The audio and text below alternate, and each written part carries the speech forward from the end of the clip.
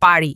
नुसता हा शब्द जरी ऐकला तरी अनेकांचे कान टवकारायला लागतात. पण ही पाळी नक्की आहे तरी काय? तुम्ही कधी विचार केलाय का, जर मासिक पाळी नसती तर मानव जातीचं अस्तित्वच नसतं. कारण पिरियड्स ही फक्त एक शारीरिक प्रक्रिया नसून नवीन जीव निर्माण करण्याचा पाया आहे. दर महिन्याला स्त्रीच्या शरीरात एक अशी तयारी होते जी यशस्वी झाली तर एका नवीन आयुष्याचा जन्म होऊ शकतो. पण जेव्हा गर्भधारणा होत नाही तेव्हा शरीर ती केलेली पूर्वतयारी थांबवतं आणि बाहेर काढतं. याच प्रक्रियेला आपण म्हणतो पिरियड्स. खरं तर ही शरीराची एक अत्यंत इंटेलिजंट बायोलॉजिकल सिस्टीम आहे. दर महिन्याला मेंदूतील हॉर्मोन्स अंडाशयाला सिग्नल देतात आणि तिथे एक बीज तयार होऊ लागतं. त्याच वेळी गर्भाशयाच्या आत एंडोमेट्रियम नावाचा एक मऊ आणि जाड थर तयार होतो. जणू एखाद्या पाहुण्याचं स्वागत करण्यासाठी मऊ बिछाना तयार केला जात असावा. पण जेव्हा फर्टिलायझेशन होत नाही, म्हणजेच शुक्राणू आणि बीजाचं मिलन होत नाही, तेव्हा शरीराला समजतं की आता या थराची गरज नाही.